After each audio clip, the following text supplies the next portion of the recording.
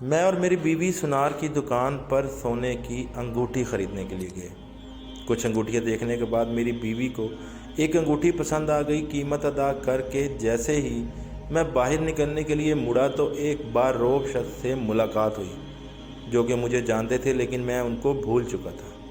بس اتنا یاد تھا کہ ماضی میں کبھی ان سے ملاقات ہوئی تھی۔ یہ صاحب بڑی گرم جوشی سے مجھے گلے ملے اور سوالیہ نظروں سے پوچھنے لگے، بیٹا لگتا ہے پہچاننے کی کوشش کر رہے ہیں آپ۔ میں نے کہا، معذرت کے ساتھ آپ کا چہرہ جانا پہچانا لگ رہا ہے، لیکن یاد نہیں آ رہا کہ آپ سے کب ملاقات ہوئی تھی۔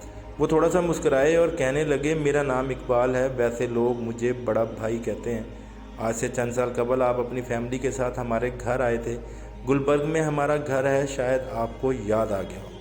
ان کی بات سن کر میرا تو سر ہی چکرا گیا اور میرا رویہ بالکل مؤدبانہ ہو گیا اور میں بے اختیار بول پڑا، سب یاد آ گیا بڑے بھائی، سب یاد آ گیا۔ میں نے سوال کیا، آپ اکیلے ہی ہیں یا آنٹی بھی آئی ہیں؟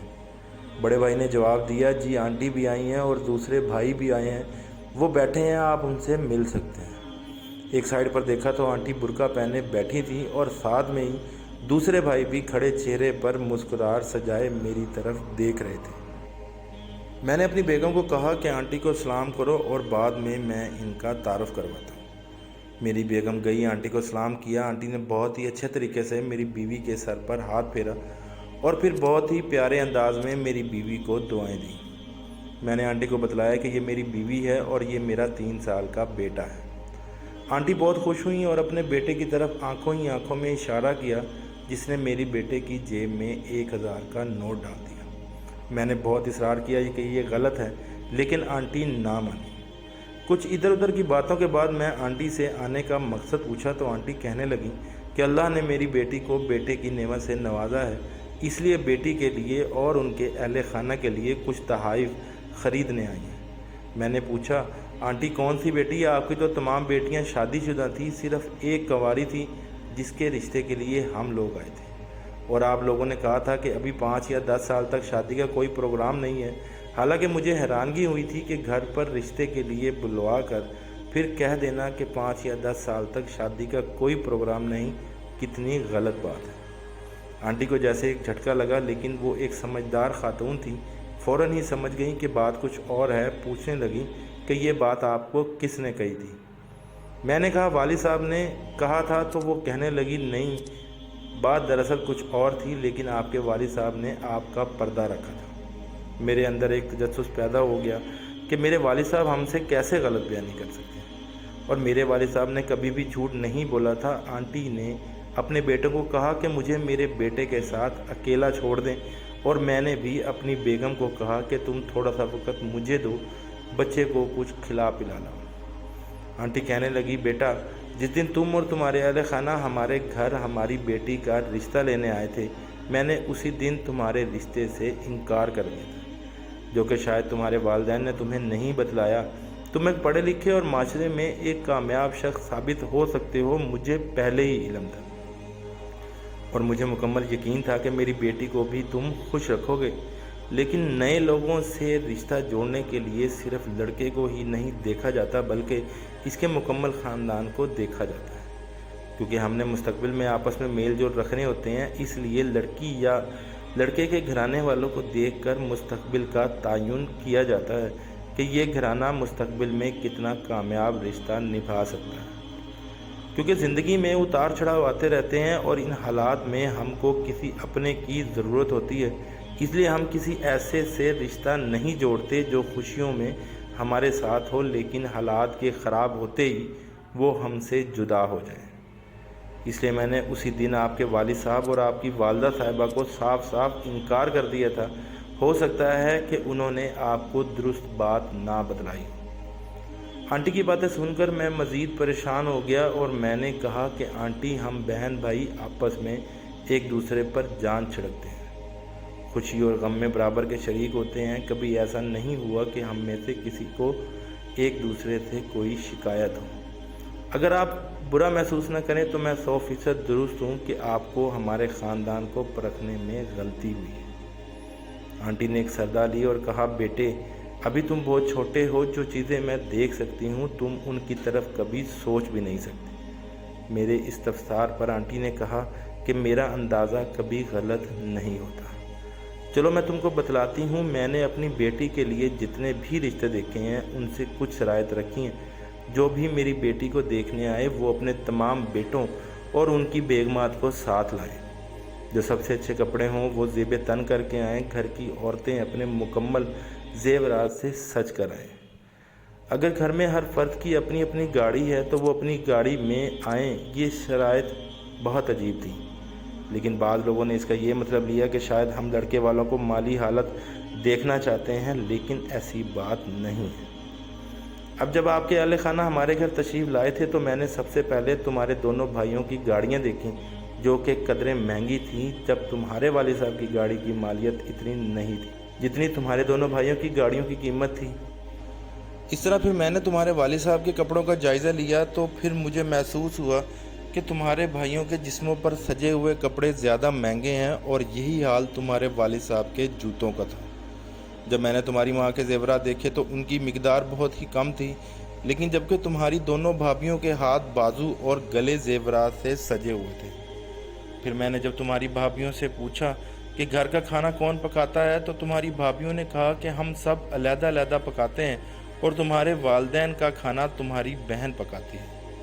इस तरह मैंने जब पूछा कि बच्चों को स्कूल कौन छोड़ता है तो मुझे पता चला कि तुम्हारे दोनों भाई अपने बच्चों को खुद छोड़ते हैं, जबकि तुम्हारी बहन को तुम्हारे वालिद साहब कॉलेज लेकर जाते हैं।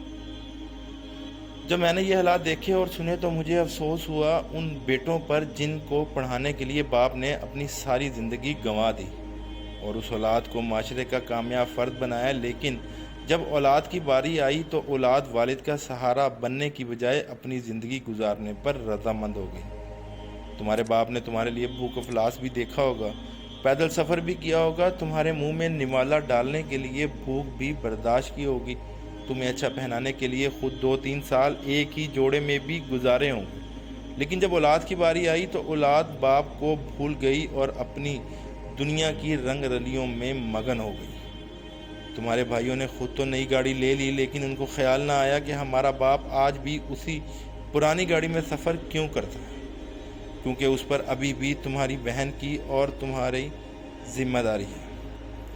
उसका भी दिल करता होगा नए जूते और नए कपड़े पहनने को, लेकिन हो सकता है उसकी जेब पर इस चीज़ की इजाज़त ना देती हो। लेकिन तुम्हारे भाइयों की जेब तो इजाज़त देती थी कि अपने बाप के लिए अच्छा लिबास, अच्छा जूता पहले ख़रीदे और अपने लिए बाद में, क्योंकि ये रुपया तुम्हारे बाप का था। जब भी उसने कोई चीज़ ख़रीदना चाही पहले अपनी औलाद को ख्याल किया, बाद में अपना सोचा। इसलिए मैंने ये सारी बातें उस दिन तुम्हारे वालिद से कर दी थी।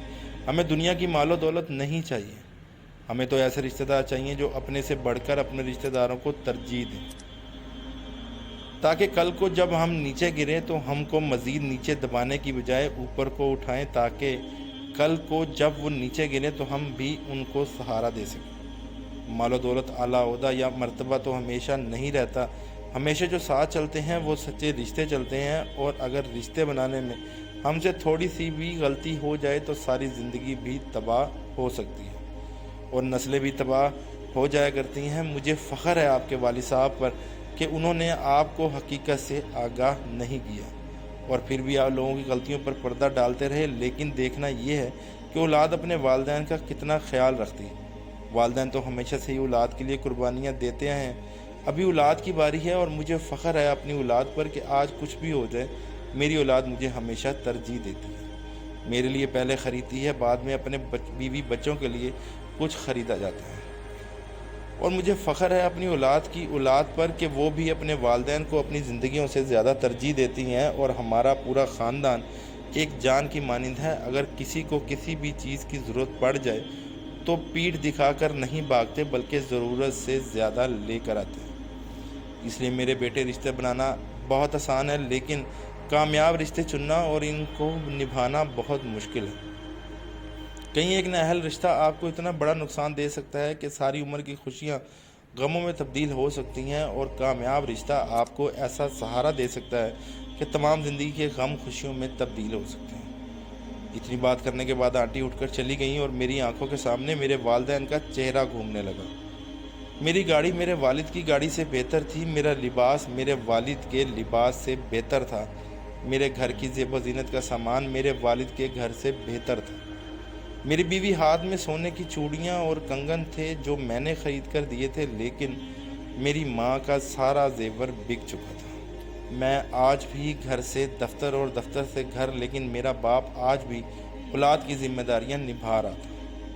मैंने आज भी अपनी बीवी के लिए सोने की अंगूठी ख़रीदी, लेकिन मेरे जहन में मेरी माँ का ख्याल क्यों ना आया जिसने मेरी शादी के लिए अपना जेवर बेच दिया। मुझे अफसोस हुआ अपने आप पर कि मैंने अपने वालिदैन से ज़्यादा अपनी ज़ात को तरजीह दी है। मेरे वालिदैन जिन्होंने मुझे सब कुछ दिया और मैंने उनसे सब कुछ लेकर उनको खाली कर दिया, लेकिन कभी उन्होंने मुझसे कोई गिला या शिकवा नहीं किया। मेरे वालिदैन कल भी अजीम थे और आज भी अजीम है, और मैं कल भी नाकाम था और आज भी नाकाम। अगर आपको मेरी वीडियो अच्छी लगी तो मेरे चैनल को सब्सक्राइब करें, लाइक करें और शेयर करें।